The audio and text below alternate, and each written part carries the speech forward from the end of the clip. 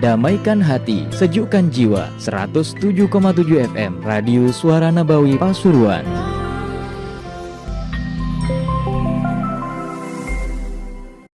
Bagaimana hukumnya mengulangi bacaan? Kebanyakan di rumah daerah saya, Ustadz, seluruh bak kamar mandi itu berisi ikan.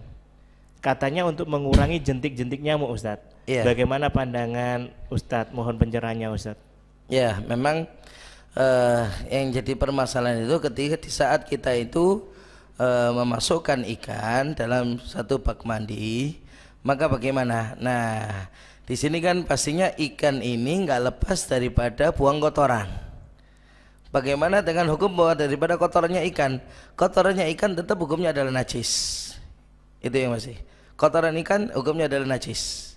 Nah, sekarang permasalahan kalau seandainya itu ditaruh ada di air yang besar, artinya lebih daripada 2 kula, maka selama tidak merubah sifat daripada itu air, maka dipastikan air itu adalah masih suci dan mensucikan, artinya tetap diperbolehkan gitu ya. Nah, tapi akhirnya timbul permasalahan itu adalah ketika ditaruh itu ikan di air yang kurang daripada 2 kula, kemudian ikan itu adalah buang kotoran. Nah, ini bagaimana?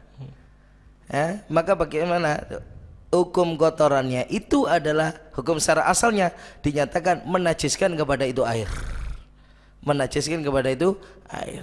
Nah, sekarang jadi permasalahannya cuman seperti apa yang dikemukakan oleh Syekh Abdul Hamid Asy-Syarwani di dalam kitab Hasyiah Syarwani ala Tuhfah, itu mengatakan termasuk yang diantaranya menjadikan dimaafkannya daripada kotoran ikan itu adalah bahwa ketika kita naruhnya adalah untuk sebuah hajat, apa yang menjadi kebutuhan bagi kita, hajah, benar-benar karena ada tuntutan kebutuhan sehingga kita naruh ikan di situ.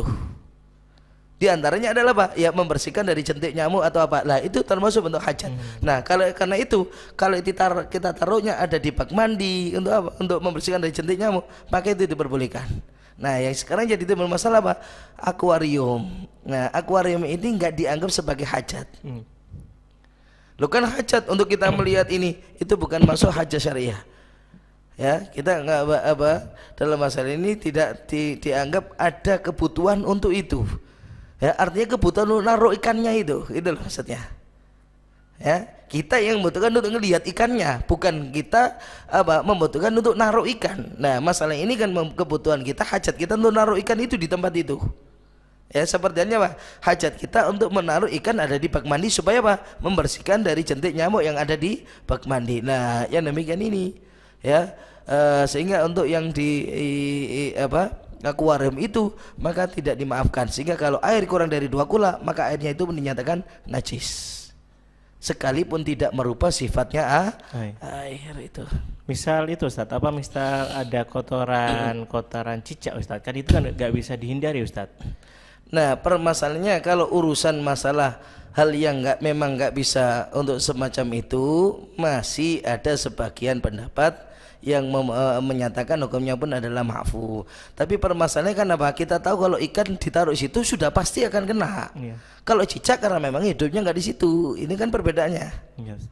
Ya, sehingga kalaupun ada misalkan jatuh ke bak mandi yang kurang dari ini, maka bagaimana? Bisa sebagian dimaafkan selama tidak merubah sifat. Kalau sudah merubah sifat, dipastikan tidak lagi ada hukum ma'fu. Tidak ada hukum untuk dimaafkan. Itu. Ya, permasalahannya kan itu. Ya, untuk ikan bagaimana? Loh, kan kita nggak bisa menghindarkan dari kotoran. Iya, tapi masalahnya karena kau naruh ikan di situ. Coba nggak kau taruh ikan di situ, ya nggak akan berak ada di situ, nggak akan buang kotoran ada di situ. Itu masalahnya. Yang berarti apa?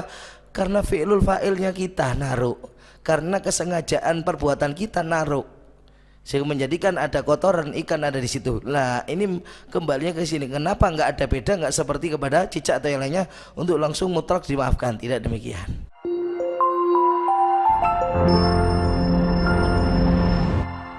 Damaikan hati, sejukkan jiwa. 107,7 FM Radio Suara Nabawi Pasuruan.